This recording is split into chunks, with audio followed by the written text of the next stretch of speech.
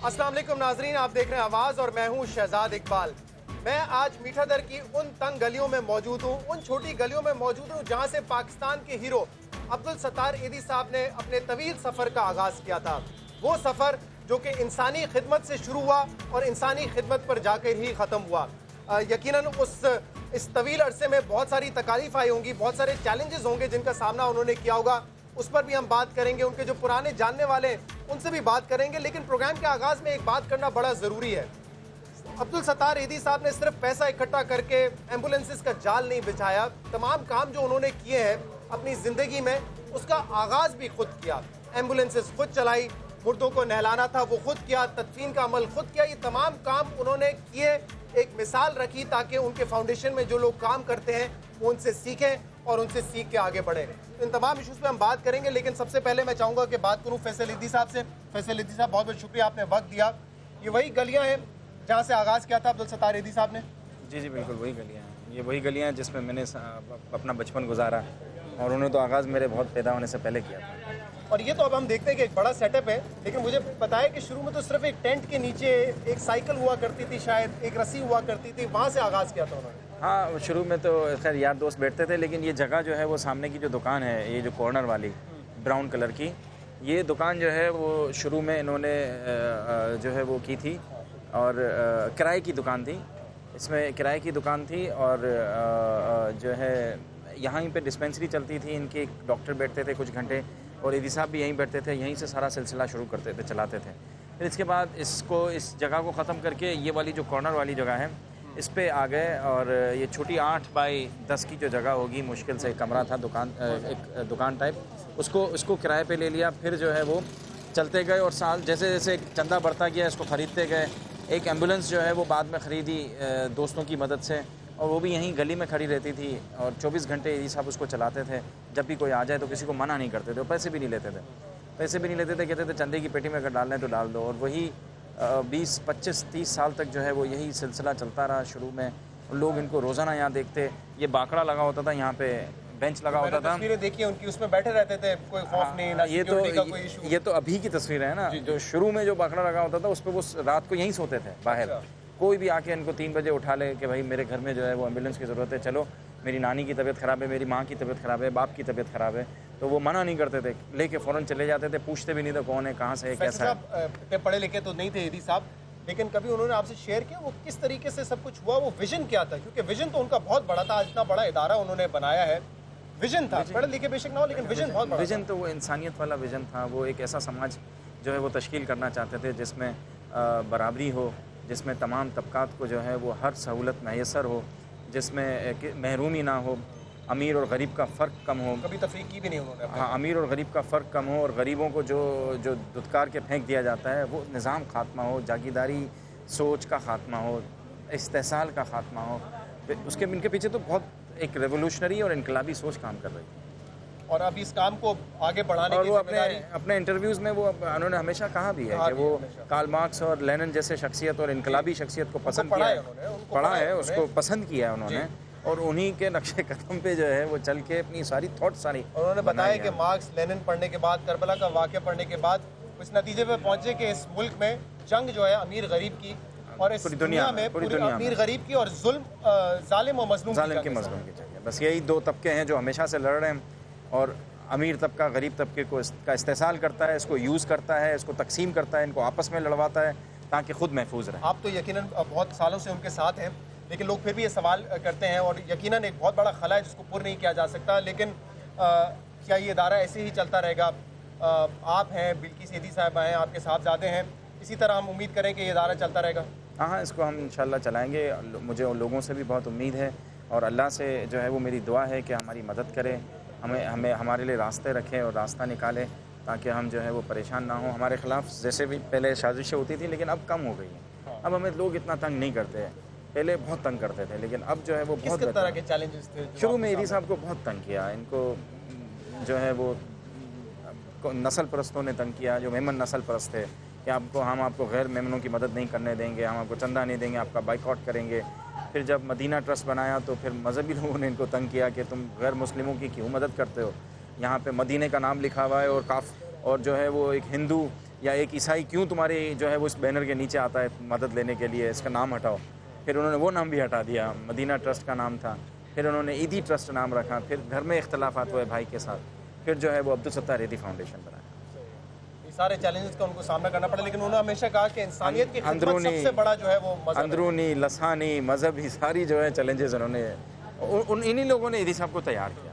ایدھی صاحب جو تھے انہی مخالفین کی وجہ سے تیار ہوئے. اچھا ایک یہ مجھے بات بتائیں کہ اتنا پیسہ تھا وہ چاہتے اپنے اوپر خرچ کر سکتے، ان کا حق بنتا تھا، بڑا معاوضہ اٹھا سکتے تھے یہاں سے، لیکن ایسا کیا نہیں. سادگی اختیار کی، رہن سہن میں ان کا پہننے کا انداز وغیرہ سب کو پتا تھا، بڑا سادہ تھا. اس کے پیچھے کیا سوچ تھی؟ وہ سادگی کو پسند کرتے تھے. انہوں نے اپنے آپ کو ایک ایسا مثال بنا کے پیش کی کہ سادگی، سچائی، 4 چیزیں ان کے بنیادی اصولوں میں تھی، اور جو اکثر ہر کسی کو جو یہ تلقین کرتے تھے.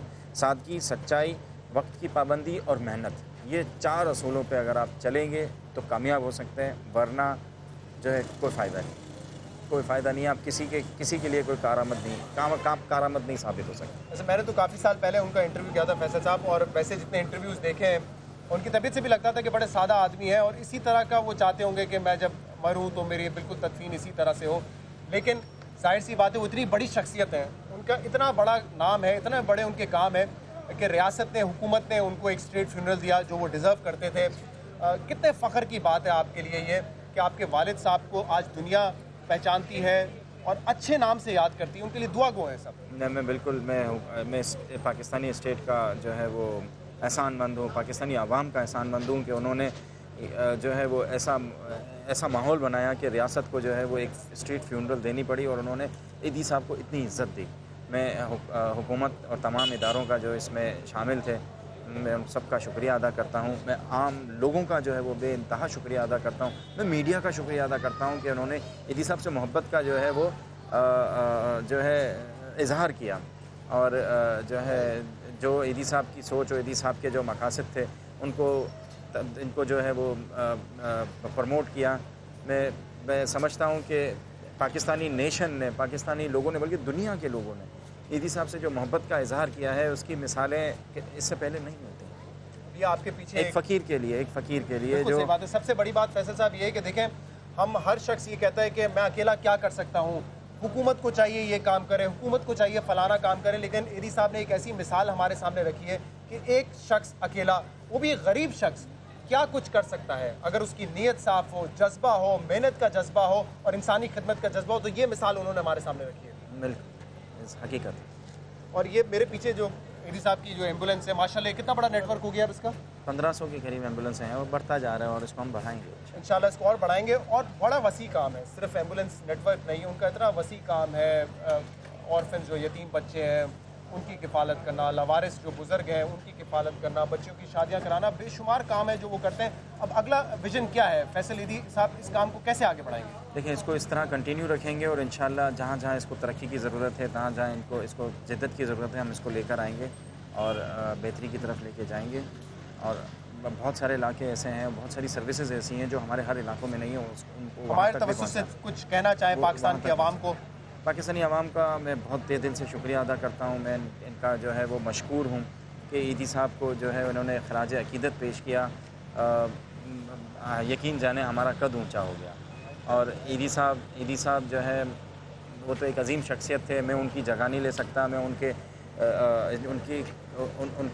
کی جگہ نہیں لے سکتا، میں ان کی برابری نہیں کر سکتا، میں ان کی جو قدریں ہیں، جو ان کا جو مقام ہے اس پہ میں نہیں آ سکتا.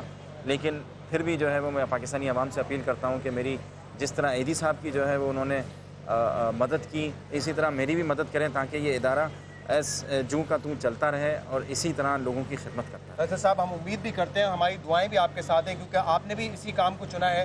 انسانی خدمت کا جو کام ہے، یہ جو نیک کام ہے، اللہ اس میں آپ کی مدد کرے. اور مجھے یقین ہے پاکستان بلکہ دنیا بھر سے لوگ بھی آپ کی مدد کریں گے. فیصل، ایدھی صاحب سے بات کی. ایک بریک کے بعد ذرا ایدھی صاحب کے جو پرانے ساتھی ہیں جنہوں نے 40-50 سال ان کو کام کرتے ہوئے دیکھا ہے، ان سے بھی بات کرتے ہیں اور ان بچوں سے بھی بات کریں گے جو کہ ایدھی سینٹر میں رہتی ہیں، ان کی یہاں پہ کفالت کی جاتی ہے، ان کی دیکھ بھال کی جاتی ہے. ان سے بھی بات کریں گے ایک بریک کے بعد. ویلکم بیک ناظرین. اب میں موجود ہوں ایدھی صاحب کے دفتر میں، اور یہاں پر میرے ساتھ ان کے کچھ پرانے جاننے والے موجود ہیں. آس پڑوس میں جو لوگ رہتے تھے، جنہوں نے ایدھی صاحب کو ایک عرصے تک انسانی خدمت کرتے ہوئے دیکھا ہے، ان سے بھی بات کریں گے۔ ایدی فاؤنڈیشن کے ملازمین بھی ہمارے ساتھ موجود ہیں، ایدی صاحب کے پوتے سعد ایدی بھی ہمارے ساتھ ہوں گے، اور اس کے علاوہ ہمارے ساتھ موجود ہیں سماجی رہنما سارم برنی صاحب۔ تو ان تمام لوگوں سے ایدی صاحب کے حوالے سے بات کریں گے۔ سارم برنی صاحب، ہم دیکھتے ہیں کہ انسان اپنی زندگی میں کچھ اچھے کام کرتا ہے، انسانیت کے لیے کام کرتا ہے، انسانی خدمت کرتا ہے، لیکن ایدی صاحب کی پوری زندگی جو ہے وہ انسانی خدمت میں گزر گئی، اور 1 سال 2 سال نہیں، پوری زندگی انہوں نے لگا دی اس کام میں۔ یہ بڑا مشکل کام ہوتا ہے کہ صرف اسی چیز کو اپنا مشن بنا لینا کہ انسان کی خدمت کرنی ہے میں نے۔ دیکھیں، ایدی صاحب کی جہاں تک کہ بات ہے، میں سمجھتا ہوں آج جتنے بھی پاکستان میں ادارے ہیں وہ سب ایدی صاحب کو ہی دیکھ کر کے بننے اور چلنے والے ادارے ہیں۔ ایدی صاحب پاکستان میں ایک ایسی سوچ لے کر کے آئے تھے، جب میں نے کئی چینلز پہ یہ بات کہی کہ آج ہمارے لیے اتنی مشکلات ہیں اس کام کے لیے، تو جب ایدی صاحب نے شروع کیا تھا تب تو یہ سوچ ہی نہیں تھی لوگوں کے اندر۔ پھر ہر چیز پہ ہمارے یہاں پاکستان میں ایک بڑی ہماری قوم میں ایک پرابلم ہے کہ ہر چیز کی نیگیٹیوٹی دیکھتے ہیں، اس کی جو نیگیٹو بات کو نکالتے ہیں، پازیٹیو چیزیں نہیں دیکھتے۔ تو اچھائیوں میں برائیاں، اچھائیوں میں برائیاں، تو وہ شخص جو اتنے نچلے لیول سے لے کر کے ان چیزوں کو چلا ہو اور اتنے عروج پہ گیا ہو الحمدللہ کہ اس نے دنیا کے ریکارڈ بنا لی ہے، تو میں سمجھتا ہوں کہ یہ بہت بڑا کام ہے اور پاکستان کے لیے بہت بڑی اہم بات اعزاز ہے۔ ایک یہ تو کراچی جیسا مشکل شہر، مشکل جہاں شہر پہ حکومتوں کے پاس بھی وسائل نہیں، وہاں پہ یہ کام شروع کرنا یہ ایک بڑی اچیومنٹ ہے۔ دوسرا آپ کہہ رہے ہیں کہ اگر وہ پڑھے لکھے تھے نہیں، لیکن ان کا ویژن بہت بڑا تھا۔ میں دیکھیں، وہ پڑھے لکھے نہیں تھے لیکن وہ پڑھاتے ضرور تھے۔ وہ ساری زندگی لوگوں کو پڑھاتے چلے گئے، وہ جاتے جاتے بھی پڑھاتے ہوئے چلے گئے کہ وہ آنکھوں کا عطیہ جو دے کر کے گئے۔ ان کی زندگی ہمارے لیے سب کے لیے ایک مثال ہے۔ بالکل، آج میں نے سوچا، کئی لوگوں نے سوچا کہ یہ کام ہم کیوں نہ کریں، ہم کیوں نہ، جب ہماری زندگی جب کیڑے مکوڑوں ہی نے کھانا ہے تو ہم اپنے اعضا کیوں نہ دے کر کے جائیں۔ ایدی صاحب نے، میں کہتا ہوں کہ ساری زندگی بھی دعائیں لی اور جاتے جاتے بھی دعائیں لی۔ ایدی صاحب آج ہم میں نہیں ہیں، لیکن ایدی صاحب اپنی شکل میں دیگر ایدی چھوڑ کر کے گئے۔ سعد ایدی ہیں، فیصل ایدی ہیں۔ بہت ساروں نے کہا اب کیا ہوگا، میں نے بولا اب شاید پہلے سے بہتر ہوگا، کیونکہ ایدی صاحب نے بڑی مشکلات کا وقت گزارا تھا، لیکن پورا آج ادارہ ایک انہوں نے کھڑا کیا ہے۔ بلقیس ایدی صاحبہ بھی ہیں، وہ بھی ایک عرصے سے ان کے ساتھ ہیں۔ سعد ایدی سے ہم بات کرتے ہیں۔ سعد، بہت بہت شکریہ آپ نے وقت دینے کا۔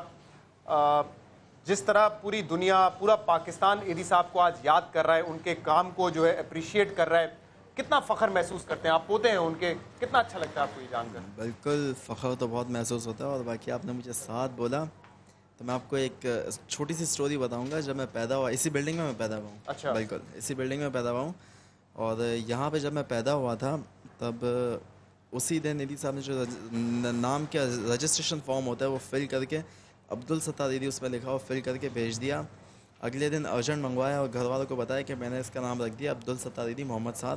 اب جس کو جس نام سے بلانا ہے بھلے بلائے، میں نے رکھ دیا جو رکھنا تھا۔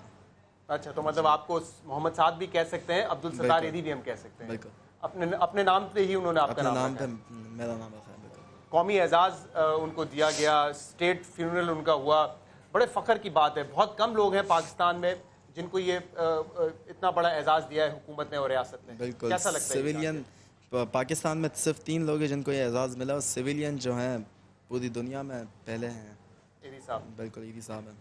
اور ان کا کام تو ایک طرف، اور بڑا ہی وسیع کام ہے، بہت سارے شعبے ہیں جن پر وہ کام کر رہے تھے، اس پہ تو بات ہو بھی سکتی ہے، لیکن ان کے بارے میں جو سب سے اچھی بات ہے وہ یہ کہ بڑے سادہ آدمی تھے، وہ سادگی تھی ان کی زندگی میں، ان کے لباس میں، ان کے رہن سہن میں، اور یہی چیز میں نے آپ میں بھی دیکھی ہے اور فیصل ایدی صاحب جو ان کے صاحبزادے ہیں ان میں بھی دیکھی ہے۔ بالکل، ایدی صاحب کو ہم فالو کرتے ہیں اور انشاءاللہ کرتے رہیں گے آخر دم تک۔ ایک تو آپ نے سادگی دیکھی اور دوسری یہ چیز بھی دیکھی ہوگی، وہ یہ فرق کسی میں نہیں لیتے، چاہے وہ امیر ہو، غریب ہو، مسلمان ہو یا کسی بھی مذہب کا ہو، کسی بھی نسل کا ہو، یہ نہیں دیکھتے، بس مدد کرتے ہیں انسان کی۔ وہ بولتے ہیں کہ انسان ہے میں کروں گا، جانور ہے تو بھی میں کروں گا۔ یہ بھی بہت کم لوگ جانتے ہیں کہ جانوروں کے حوالے سے بھی ان کے پاس ایک شیلٹر ہے جہاں پہ ان کا علاج ہوتا ہے یا ان کو رکھا جاتا ہے۔ بالکل، ڈاکٹرز بھی ہمارے ڈاکٹرز بھی ہیں وہاں پہ۔ تو یہی مشن ہے سعد آپ کی زندگی کا بھی کہ اب انسانیت کی خدمت کرنی ہے، جیسے آپ کے دادا عبدالستار ایدی صاحب ایک بڑی مثال قائم کر کے گئے۔ بالکل، انسانیت کی خدمت کرنی ہے۔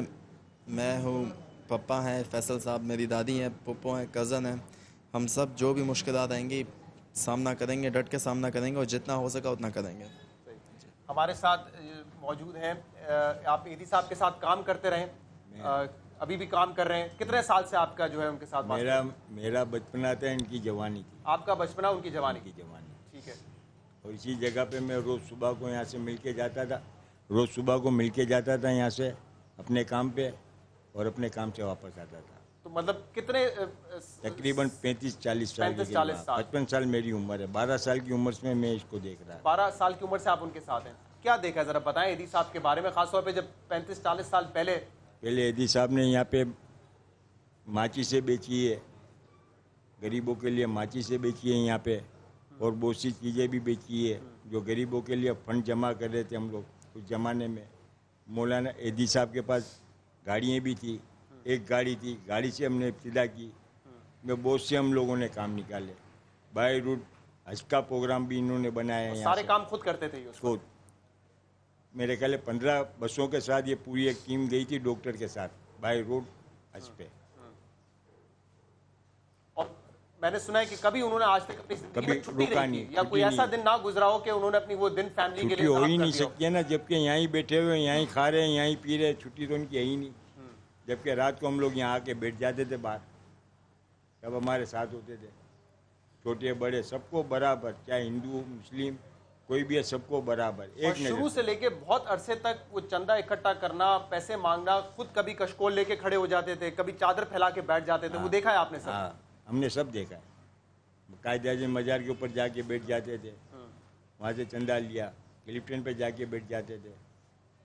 لیکن ماشاءاللہ عوام نے یہاں پہ بہت ساتھ دیا ایدی صاحب کو، اور انشاءاللہ اب بھی برقرار ہم لوگ ہیں۔ جو آپ نے چھٹی کے حوالے سے بولا، تو میں ایک پاپا نے مجھے بتایا، میں تو اس وقت پیدا نہیں ہوا تھا، بلال تھے کبرا پھپھو، ہماری میری سب سے بڑی پھپھو ہے، ان کے بیٹے سب سے پہلا، ہمارے خاندان کا پہلا بیٹا تھا بلال، سب سے زیادہ محبت کرتے تھے ایدی صاحب ان سے۔ تو وہ کلفٹن میں پوبا تھی، کلفٹن کا عیدی ہوم دیکھتی تھی، وہیں پہ رہتے ہیں، وہیں پہ ہی سب کچھ ہمیشہ سے نا۔ تو پپو نے کسی عورت کو ڈانٹ دیا، اس نے کوئی غلط کام کیا ہوگا یا کچھ بھی کیا ہوگا، بہرحال ڈانٹ دیا، تو اس عورت نے غصے میں آ کے اس کو بچے کے اوپر، بلال 2-3 سال کا تھا، اس کے اوپر گرم پانی پھینک دیا، وہ جل گیا، وہ ICU میں تھا، اور پھر اس کا انتقال ہو گیا۔ جب اس کا انتقال ہوا، ایدی صاحب کسی حادثے میں گئے تھے ایمرجنسی میں، ایدی صاحب نے بولا آپ اس کو دفنا دو، میں آ کے قبر پہ چلے آؤں گا۔ انہوں نے جب ان کے فیملی کا پہلا بیٹا تھا، اپنی فیملی کو ٹائم نہیں دیا اور کام پہ لگے تھے، تو آپ سمجھ سکتے ہیں چھٹی کا تو پھر سوال ہی پتا نہیں۔ آپ صحیح کہہ رہے ہیں کہ یہ بھی مثال ہے، اور ایک اور مثال ہم آپ کو دکھاتے بھی ہیں۔ ایدی صاحب کی جس دن شادی تھی، اور جس وقت وہ دولہا بنے ہوئے تھے، بلکہ ایدی صاحب سے جس دن ان کی صاحبہ سے جس دن ان کی شادی ہوئی، وہ دولہے بنے ہوئے تھے، تو اس وقت بلڈنگ سے ایک لڑکی جو ہے ان کو دیکھنے کے لیے جا رہی تھی، شادی شدہ جوڑے کو دیکھنے کے لیے، جب وہ بیلکنی میں آئی تو وہاں سے گر گئی، 7-8 سال کی بچی تھی، وہ گر گئی وہاں سے۔ ایدی صاحب نے وہ فنکشن چھوڑا، اپنی شادی چھوڑی، اس بچی کو گود میں اٹھا کے لے کے گئے، اپنی ڈسپینسری لے کر آئے، ان کو اپنے ہاتھ سے وہاں پہ ٹانگ کے لگائے، تو اپنی شادی بھی جو ہے، شادی کے دن بھی انہوں نے جو ہے وہ یہ اس لڑکی کی مدد کرنا زیادہ ضروری سمجھا۔ وہ لڑکی اب یقیناً ایک عورت بن چکی ہے، اور سما نے ان کو ڈھونڈ نکالا تھا، تو کل سما نے ان کا انٹرویو بھی کیا تھا، ذرا سنیے یاسمین جعفر صاحبہ کیا بتا رہی تھی کہ کیا ہوا تھا وہ واقعہ۔ ایدی صاحب کی شادی ہو رہی تھی، تو میں دلہن دیکھنے کے چکر میں دیکھنے گئی، تو میں فرسٹ فلور سے نیچے گر گئی۔ ایدی صاحب نکاح پڑھوا کے آ رہے تھے، تو انہوں نے پھر کسی نہ دوستوں سے ہاتھ ملایا، کچھ بھی نہیں، اور مجھے اٹھا کے ہاسپٹل بھاگے۔ ان کے سارے کپڑے خون سے لت پت ہو گئے، وہ اٹھا کے بھاگے، نہ اپنی وائف کو دیکھا، کچھ بھی نہیں، دلہن کے پاس بھی وہ نہیں آئے، اور وہ ہاسپٹل میں لے کے مجھے بھاگے، اسٹچ وغیرہ بھی انہوں نے خود ہی دی ہیں۔ یاسمین جعفر صاحبہ کی بات آپ نے سنی کہ اپنے شادی کے دن بھی ایدی صاحب جو ہے اپنا سب کچھ چھوڑ کے، شادی کا ایونٹ چھوڑ کے جو ہے ان کی مدد کے لیے گئے۔ سالم بنی صاحب، ہم بہت سارے لوگ مدد کرتے ہیں پاکستان میں، مالی مدد کر دیتے ہیں، یہ ہماری ایک حد ہوتی ہے۔ بہت سارے ادارے ایسے ہیں جو کہ پیسہ لے کے پھر آگے کام کر رہے ہوتے ہیں، ان کا ادارہ کام کر رہا ہوتا ہے، ان کے لوگ کام کر رہے ہوتے ہیں۔ جو اعلیٰ مثال قائم کی ایدی صاحب نے وہ یہ کہ ہر کام انہوں نے خود کیا ہے، مردوں کو نہلانا ہو، تدفین کا عمل ہو، ایمبولینس چلانا ہو، لاشیں اٹھانا ہو، یہ سب کام انہوں نے خود کر کے دکھائے ہیں۔ شہزاد بھائی، اصل بات یہ ہے کہ یہ کام ایسا ہے کہ کرنا بہت مشکل ہے، لیکن جو کر بیٹھتا ہے نا، پھر اس سے نکلنا بہت مشکل ہے۔ پھر اس کی زندگی کا ایم یہی ہوتا ہے کہ بس اب زندگی یہی ہے۔ ایدی صاحب یہ بات بہت کم عمری میں سمجھے تھے کہ میں کس لیے دنیا میں آیا ہوں، اور وہی چیز آج ان کو اتنے بڑے اعزاز تک کے لے کر کے گئی ہے۔ جس طریقے سے ایدی صاحب کی تدفین ہوئی ہے، یہ کوئی چھوٹی بات تو نہیں ہے۔ جس طریقے سے آج تیسرا دن ہے، میڈیا کو آپ دیکھیں، ہمارا پاکستانی میڈیا جو کسی کو پوچھتا بھی نہیں ہے، الحمدللہ مسلسل عیدی صاحب کے ساتھ جو ہے وہ سپورٹ کر رہا ہے، وہ بھی کم ہے، بالکل کم ہے۔ میری نظر میں نے جو دیکھا عیدی صاحب کا انٹرویو بھی کیا، بہت سارے انٹرویوز دیکھے، جتنے سادہ طبیعت آدمی تھے وہ تو چاہتے ہوں گے کہ بڑی سادگی سے سب کچھ ہو، ان کی تدفین کا عمل ہو، لیکن حکومت نے بھی نیک نیتی سے ان کو اعزاز دینے کے لیے بالکل بہت اچھا حکومت نے کیا، اور حکومت نے کیا کیا، ڈیزرو کرتے تھے عیدی صاحب ان سب چیزوں کو۔ اور ان کے ساتھی پڑوسی ہیں، آپ عیدی صاحب کے پڑوسی رہے؟ جی ہاں، میرا نام سعید محمود حسن ہے، میں ان کو 50 سال سے جانتا ہوں، ماشاءاللہ۔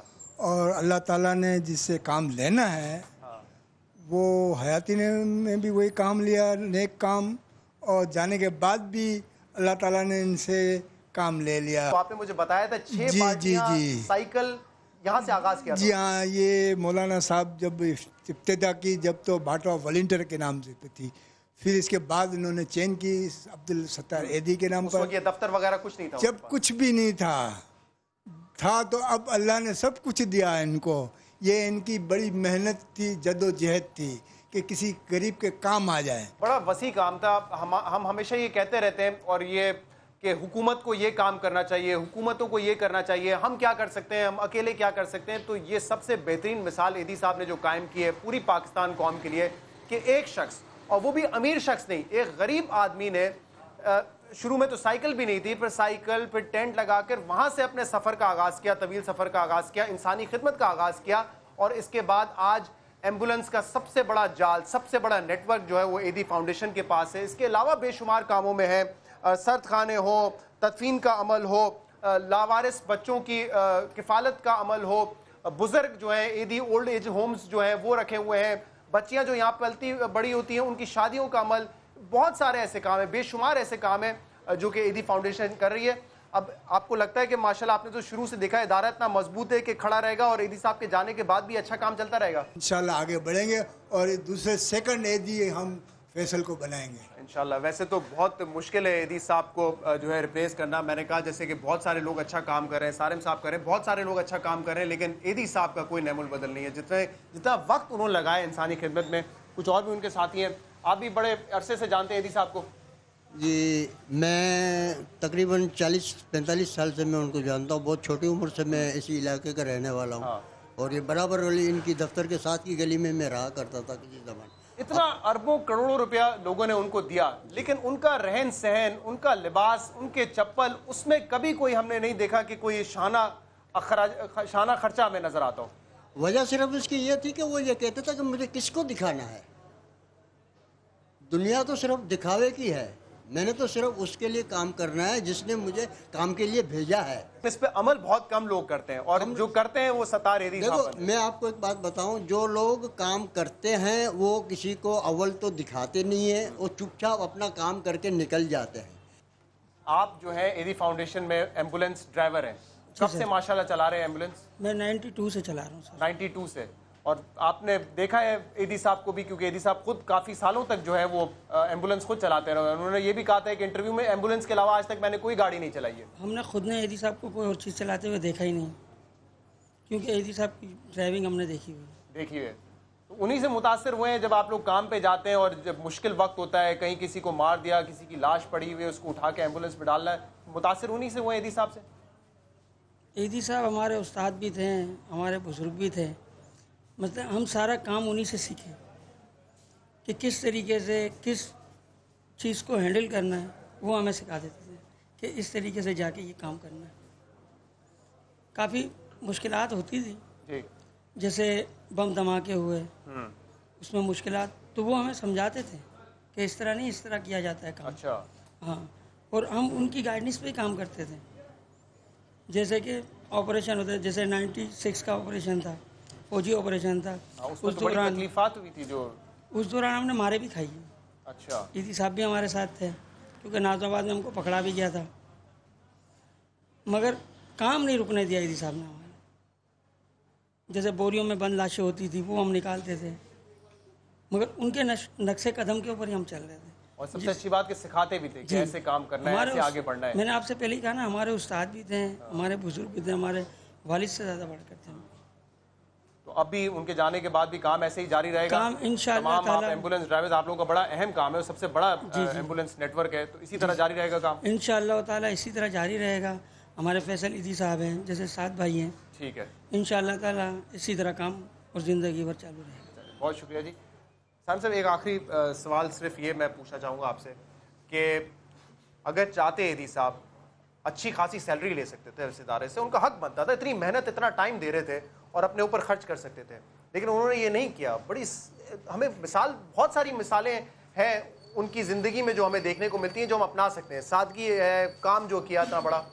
دیکھیں کچھ چیزیں میں ایک تو کلیئر کروں گا. ایک تو ابھی ایک چینل پہ تھا، میں نے انہیں بھی کہا کہ خدا را یہ سوال بھی نہ کریں کہ سوشل میڈیا پہ کون کیا کہہ رہا ہے. ٹھیک ہے نا، وہ کہنے والوں کو جواب دینا ہماری اپنی بے عزتی ہے. صحیح کہہ رہے ہیں، وہ خود کر کے دکھائے نا کام، بس کام کر کے اس کا 1% بھی کر کے دکھا دینا جو تنقید کر رہے ہیں. دوسرا، ایدی صاحب کو عموماً لوگ کہتے ہیں، ایدی صاحب کہتے تھے اپنے آپ کو فقیر، ٹھیک ہے وہ کہیں، لیکن ہم انہیں نہ کہیں، ہم انہیں ملنگ کہیں. وہ ملنگ تھے اور اللہ پاک نے ان کو بس اینڈ میں پتہ نہیں کیا اللہ کو ان کی وہ ادا پسند آئی جو بادشاہوں کی طرح جو ہے تدفین تک کے لے کر کے گئے ان کو. بادشاہوں والا. تو وہ ملنگ صرف بننے کی وجہ یہی تھی کہ جتنے لوگوں کی خدمت کی، جتنے لوگوں کی پیٹ بھرے، جتنے لوگوں کو چھت دی، جتنے لوگوں کو کپڑا دیا، تو پھر ایسے ہی اللہ پاک ایسے لوگوں کو عزت دیتا ہے. ٹھیک ہے، یہاں پہ ایک وقفہ لیں گے اور اس وقفے کے بعد ہم ان بچوں سے بھی ملاقات کریں گے جو کہ ایدی ہومز میں رہتی ہیں، یہاں پہ ان کی کفالت کی جاتی ہے. ان میں سے کچھ کی شادیاں بھی یہیں پہ ہوئی ہیں، ان سے بھی ملاقات کریں گے ایک بریک کے بعد. ویلکم بیک ناظرین. اب جس کمرے میں موجود ہوں یہاں پہ ایدی صاحب کی رہائش ہوتی تھی. بڑی ہی سادگی سے انہوں نے اپنی زندگی گزاری. یہ کمرہ شاید پہلے آپ نے دیکھا ہو لیکن ایک دفعہ پھر میں آپ کو دکھاتا ہوں.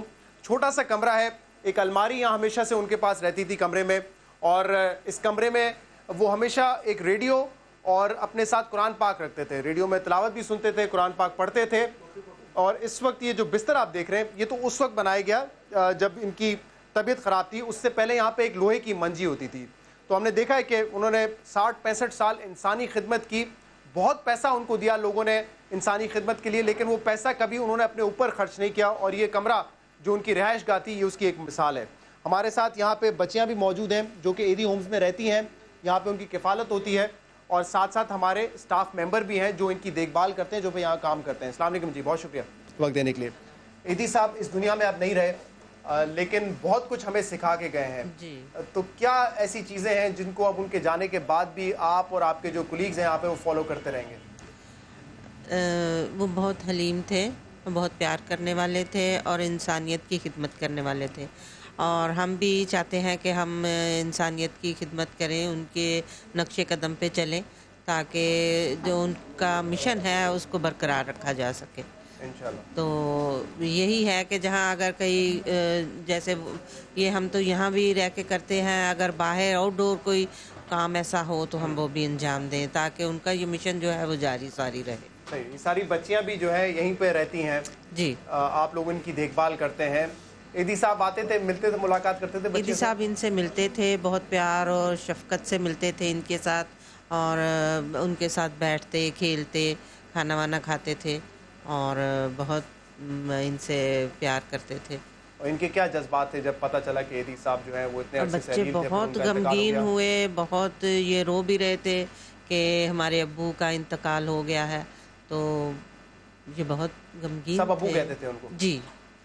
اور بلکہ اس ممی کو ممی کہتے ہیں اور ابو کو ابو، ایدی صاحب کو ابو بولتے تھے. یہ آپ بھی یہیں پہ کام کرتی ہیں، جب پتہ چلا ایدی صاحب کا انتقال ہو گیا تو اس کو کیا جذبات تھے آپ کے؟ اس وقت بس ہمارا آنسو نہیں رکے تھے.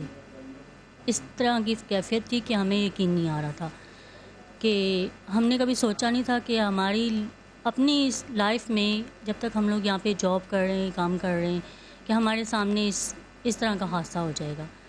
لیکن یہ ہے کہ جو اللہ چاہے اس میں.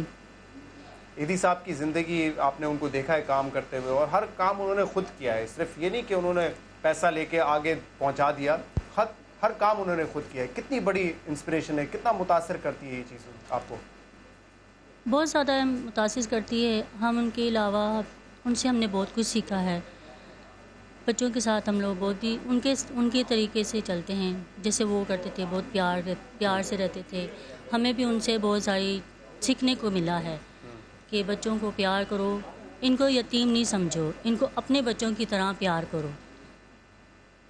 ان کا کہنا تھا کہ جن کا کوئی نہیں ان کا میں سہارا ہوں. آگے سے ہم بھی یہ سوچ رکھتے ہیں کہ ہم بھی ان کی طرح خدمت کریں. صحیح. اور میں سے ایک چھوٹی بچی جو ہیں وہ آپ تھی جب یہاں پر آئی, اور ماشاءاللہ آپ کی شادی بھی جو ہے وہ عبدالستار ایدھی صاحب نے کروائی. جی میں بچپن سے یہیں رہتی تھی. بچپن سے یہیں رہتی جی تھی. یہی ہمارے امی ابو یہی سب کچھ تھے, ہمارے دل دکھ کو سمجھتے تھے. بس یہ ایک دم اچانک چلے گئے تو بہت زیادہ محسوس ہونے لگا. یہ تھے تو ہمارے سر پہ ایک سایہ تھا, بہت باپ کا شفقت ہر چیز کا محسوس ہی نہیں ہونے دیتے تھے. اب جو میں چاہتی ہوں اللہ کرے فیصل بھائی اور یہ سعد بھائی, اللہ پاک جیسے ابو کام کرتے تھے اللہ تعالیٰ ان کو ایسے ہی آگے کام کرنے کی توفیق عطا فرمائے. وہی جذبہ ان کے اندر پیدا کر دے اللہ پاک, ان کو نیک بنا دیں اور زیادہ اچھی طریقے سے یہ اللہ تعالیٰ اس کو اور بھی زیادہ بڑھائے, اسی طرح سے اللہ تعالیٰ قائم رکھے انشاءاللہ. آمین. یقیناً افسوس تو آپ لوگوں کو بہت زیادہ ہے, آپ کے والد کی طرح تھے, لیکن ایک مثال سب کے لیے چھوڑ کے گئے ہیں کہ آگے کیسے بڑھنا ہے, اور آپ بھی امید جیسے کریں کہ ان کے بیٹے ہیں یا ان کے پوتے ہیں انشاءاللہ وہ کام جاری رکھیں گے. یہ چھوٹی بچیاں جو ہیں یہ بھی یہیں پہ رہتی ہیں, ان سے بھی ہم بات کرتے ہیں. السلام علیکم. وعلیکم السلام. کیا نام ہے بیٹا آپ کا؟ فاطمہ. فاطمہ, کتنے سال کی ہو؟ 10 سال کی ہو. آپ کو جب پتہ چلا کہ ایدھی صاحب کا انتقال ہو گیا افسوس ہوا ہوگا آپ کو بہت زیادہ؟ جی. ملاقات ہوئی تھی ایدھی صاحب سے آپ کی؟ جی. آتے تھے آپ کے ساتھ کھیلتے تھے, سنا بڑا تنگ بھی کرتے تھے آپ لوگ ان کو, ہیں؟ جی. آپ بتاؤ بیٹا کیا نام ہے؟ اریبہ. اریبہ کتنے سال کی ہو آپ؟ 12. ایدھی صاحب سے ملاقات ہوئی تھی آپ کی؟ جی. کیا کرتے تھے؟ ڈانٹتے تو نہیں تھے, پیار کرتے تھے میں نے سنا ہے زیادہ. جی. کیا اچھی بات یاد ہے ایدھی صاحب کی آپ کو؟ یہ تھی کہ وہ کہتے تھے پڑھو لکھو بڑے بنو. پڑھو لکھو اور آگے کرو کام بڑا. اور کام کرو بڑا. جی. ایدھی صاحب نے تو بہت بڑا کام کیا اس ملک کے لیے, پاکستان کے لیے, تو آپ بھی کوشش کرو گی کہ جو ایسے کام ایدھی صاحب نے کیا ویسے کام کرو؟ جی. ہیں؟ جی. اور کوئی بات یاد آتی ہے ایدھی صاحب کی آپ کو؟ جی. کیا کہتی تھی آپ ان کو؟ ابو. ابو کہتی تھی ان کو. جی. السلام علیکم بیٹا, آپ کا کیا نام ہے؟ نائبہ. لائبہ. لائبہ کتنے سال کی ہیں آپ؟ 14. آپ بھی ابو کہتی تھی ایدھی صاحب کو؟ جی. کتنے ٹائم سے ہیں یہاں پہ؟ 2 سال سے. 2 سال سے؟ 9 سال. 9 سال سے, ماشاءاللہ. تو آپ نے تو کافی وقت گزارا ہوگا ایدھی صاحب کو, کافی ملاقاتیں ہوئی ہوں گی آپ کی. جی. کیسا تھے؟ پیار کرتے تھے, غصہ کرتے تھے؟ غصہ نہیں کرتے تھے, بہت پیار کرتے تھے, ہمارا ہر چیز کا خیال رکھتے تھے, ہر چیز بیچتے تھے ہمارے لیے اوپر. تو یہاں سب چیزیں آپ کو ملتی ہیں, خوش ہو یہاں پہ آپ؟ جی. کیا بڑے ہو کے کیا بنو گی؟ ڈاکٹر. ڈاکٹر بنو گی, اور پھر ایدھی صاحب نے جتنا اچھا کام کیا ویسے کام کرو گی؟ جی. آپ کا کیا نام ہے بیٹا؟ زینت. آپ بھی ایدھی صاحب کو ابو کہتی تھی؟ جی. افسوس تو آپ کو بہت زیادہ ہوا ہوگا, اب وہ نہیں ہے, لیکن کام انہوں نے بڑے اچھے اچھے کیے ہیں. جی. آپ کیا بنو گی بڑے ہو کے؟ ٹیچر. ٹیچر بنو گی, ماشاءاللہ.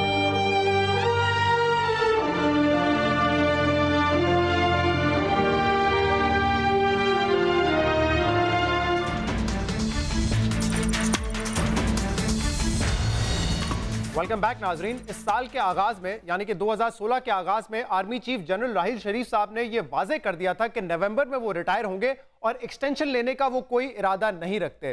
یہ جب واضح کیا اس کے بعد ہم نے دیکھا ہے کہ ایک کیمپین چلی بینرز کی صورت میں, جو کہ پاکستان کے مختلف شہروں میں لگائے گئے, اور اس بینر میں کہا گیا کہ خدا کے لیے جانے کی باتیں جانے دو, اور اس میں راحیل شریف صاحب کی ایک بڑی تصویر بھی لگائی گئی. یہ کراچی میں بھی ہم نے دیکھا, اور پاکستان کے مختلف شہروں میں یہ کیمپین جو ہے دیکھی گئی.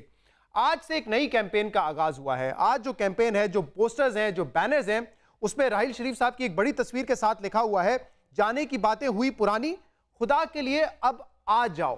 یہ بینر بھی کراچی میں ہے, لاہور میں ہے, اور پاکستان کے مختلف شہروں میں دکھائی دیے ہیں. پہلے والے بینر بھی اور یہ بینر بھی جو ہیں لگائے گئے ہیں موو آن پارٹی کی جانب سے.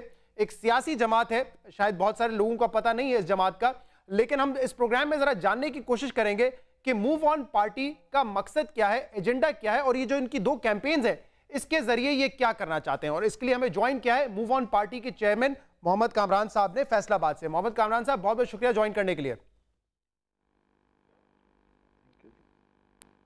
سر پہلے اس بینر کے حوالے سے تو میں بات کروں گا, ذرا مختصر بتا دیں اپنی پارٹی کے حوالے سے, کیا کوئی سیاسی جماعت ہے, کوئی پریشر گروپ ہے, کیا ہے یہ موو آن؟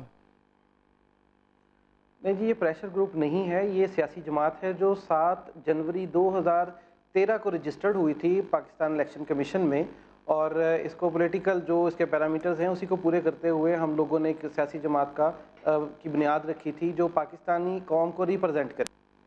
صحیح صحیح. تو مطلب ایک جمہوری پارٹی ہے جو کہ آپ کہہ رہے ہیں الیکشن کمیشن آف پاکستان سے رجسٹرڈ بھی ہے. اور کیا بنیاد کیا ہے آپ کی پارٹی کی، مطلب مقصد کیا ہے؟ کیونکہ الیکشنز میں تو میں نے نہیں دیکھا کہ آپ کی پارٹی نے کوئی حصہ لیا ہو، یا ایٹ لیسٹ میرے نالج میں نہیں ہے. تو مقصد کیا ہے پھر آپ کی اس پارٹی کا؟ جی 2013 میں جس طرح میں نے آپ کو بتایا کہ پارٹی رجسٹرڈ ہوئی تھی تو اس کے فوراً بعد ہی الیکشن تھے، لیکن پریپریشن نہ ہونے کی وجہ سے ہم لوگوں نے پارٹیسپیشن نہیں دی تھی، کیونکہ ہمارا گراؤنڈ پہ ورک نہیں تھا، ہوم ورک نہیں اتنا اسٹرانگ تھا، اس وجہ سے ہم لوگوں نے پارٹیسپیشن نہیں دی تھی. تو اس کے بعد جو ایجنڈا ہے پارٹی کا وہ ہم لوگ ایجوکیشن، ہیلتھ اور پیس کے اوپر زیادہ فوکس کر کے بیٹھے ہیں. جس چیز کا فقدان ہے ہمارے ملک میں، اسی چیز کو ہم زیادہ اسٹرینتھن کرنے کے لیے موو آن پاکستان کے پلیٹ فارم سے اپنی ساری جدوجہد جو ہے وہ جاری کر کے بیٹھے ہوئے ہیں. صحیح، ماشاءاللہ ایجنڈا آپ کا بڑا اچھا ہے، ایجوکیشن، پیس، ہیلتھ. لیکن اس وجہ سے آپ کی پارٹی کو کوئی جانتا نہیں. آپ کی پارٹی کو جانا جاتا ہے ان کیمپین کی وجہ سے جو کہ آپ نے پہلے فیبروری 2006 میں بھی کی تھی اور آج بھی جس کا آغاز کیا ہے. پہلے جو آپ کی 2016 میں کیمپین تھی جس میں آپ نے کہا خدا کے لیے جانے کی باتیں جانے دو، راحیل شریف صاحب کی تصویر تھی، اس سے تو بڑا واضح سمجھ آتا تھا. اور آپ نے کہا بھی تھا یہ کہ ہم چاہتے ہیں کہ راحیل شریف صاحب ایکسٹینشن لیں، دہشت گردی کے خلاف جو وہ کام کر رہے ہیں وہ جاری رہے. یہی مقصد تھا نا اس کیمپین کا؟ جی بالکل یہی تھا. اچھا، آپ نے ابھی ذکر کیا کہ پہلے کوئی جانتا نہیں تھا پارٹی کو. ایکچولی ہم لوگوں نے جب بھی پاکستان کی سالمیت کے لیے کوئی بھی قدم اٹھایا ہے، وہ موو آن پاکستان نے یہ انٹائٹلمنٹ لی ہے کہ وہ سب سے پہلے فرنٹ لائن کے اوپر آئی ہے. آپ کو شاید یاد ہوگا جب دھرنے شروع ہوئے تھے اس وقت ضرب عضب آپریشن بھی شروع ہوا تھا. موو آن پاکستان واحد پارٹی تھی جس نے ریٹ پٹیشن دائر کی تھی کہ اس وقت ملک کو ڈسٹیبلائز نہ کیا جائے، دھرنوں کی سیاست کو بھی نہ فروغ دیا جائے. یکسوئی کے ساتھ دہشت گردی کی جو جنگ ہے اس میں پاکستانی عوام آرمی کے ساتھ کھڑی ہو، سپورٹیو کھڑی ہو. یہ بھی ہمارا اقدام تھا. کامران صاحب، آپ کی پچھلی کیمپین جو تھی اس پر بہت بات ہوئی اور میرے خیال سے ایک نقطہ نظر تھا آپ کا کہ راحیل شریف صاحب جو کام کر رہے ہیں بڑا اچھا ہے، دہشت گردی کے خلاف ایک کنٹینیوٹی ہونی چاہیے، لہٰذا ان کو ایکسٹینشن مل جانی چاہیے. میرے خیال سے پاکستان میں یہ بہت سارے لوگوں کا موقف ہو چکا ہے، ہو سکتا ہے. لیکن آج جو آپ کے بینرز لگے ہوئے ہیں پاکستان کے مختلف شہروں میں جس میں آپ یہ فرماتے ہیں کہ خدا کے لیے جانے کی باتیں پرانی ہوئی، خدا کے لیے اب آ جاؤ، اس کا کیا مطلب ہے؟ آپ کیا چاہتے ہیں کہ راحیل شریف صاحب کس کیپیسٹی میں آ جائیں، مارشل لا لگا دیں پاکستان میں؟ جی دیکھیں، کیپیسٹی میں ابھی آپ کو تھوڑا اس کو الیبوریٹ کر دوں. ہم لوگوں نے جو اس وقت پولیٹیکل سینیریو بن رہا ہے، اس وقت اپوزیشن بھی اور جتنی اتحادی جماعتیں ہیں اپوزیشن کی، وہ حکومت کے ساتھ اس وقت ایک تصادم میں چل رہی ہیں.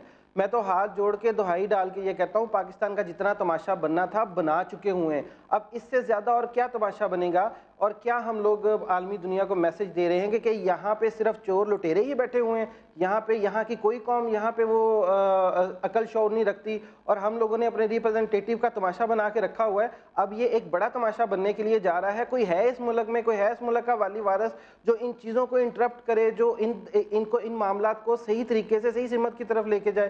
کوئی بندہ یہاں پہ اس طرح سے کام کرنے کو تیار نہیں ہے. تھوڑا سا مجھے ایکسپلین کر دیں، جب آپ یہ کہتے ہیں کہ خدا کے لیے اب آ جاؤ، جب آپ یہ کہتے ہیں راحیل شریف صاحب کو کہ آ جاؤ، اس سے کیا مراد ہے؟ کس کیپیسٹی میں آ جائیں؟ اپنی سیاسی پارٹی بنا لیں، مارشل لا لگا دیں، کیا کریں؟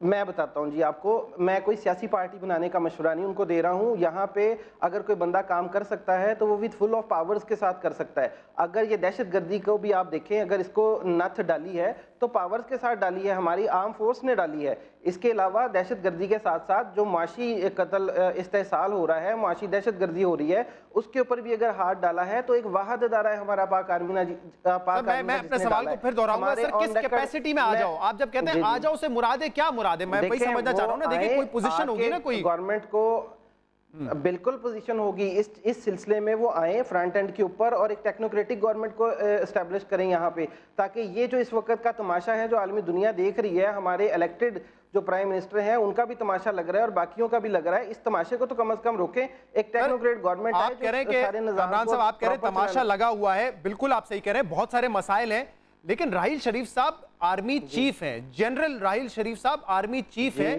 ان کا کام ملک چلانا نہیں ہے، ان کا کام سیاست کرنا نہیں ہے. وہ اپنے آپ کو اس سے دور رکھنا چاہتے ہیں. انہوں نے ایکسٹینشن تک کے حوالے سے کہہ دیا میں ایکسٹینشن نہیں لوں گا. تو آپ ان کو سیاست میں کیوں لا کے آنا چاہتے ہیں؟ آپ کیا چاہتے ہیں؟ آپ تو جو ڈیمانڈ کر رہے ہیں وہ تو غیر آئینی ڈیمانڈ ہے نا سر. غیر آئینی، مجھے ایک بات بتائیں، آئین کیا پاکستانی قوم سے زیادہ بڑھ کے ہے؟ کیا ہماری قتل و غارت آئین اس کو ایک سائیڈ پہ رکھ دیں اور پاکستانی قوم کا لہو خون، پاکستان کی سالمیت یہ ایک سائڈ پہ رکھ دیں. یہاں پہ انہی آئینی جو ادارے ہیں انہی کی موجودگی میں یہاں پہ راہ کے ایجنٹ پکڑے جاتے ہیں. یہااں پہ ایک الیکٹڈ پرسن اٹھ کے کہہ دیتا ہے کہ خیبر پختونخوا جو ہے افغانستان کا حصہ ہے. یہاں پہ راہ کو انوائٹ کیا جاتا ہے مدد کے لیے. یہ آپ سمجھتے ہیں کہ ان تمام مسائل کا حل جو ہے وہ مارشل لاء میں ہے. آپ چاہتے ہیں کہ راحیل شریف صاحب مارشل لاء لگا دیں, آپ ان کو اس کی کیمپین بھی کر رہے ہیں, آپ اس کو پروموٹ بھی کر رہے ہیں, آپ چاہتے ہیں کہ غیر آئین ہمارے آرمی چیف آپ چاہتے ہیں کہ غیر آئینی اقدام اٹھائیں.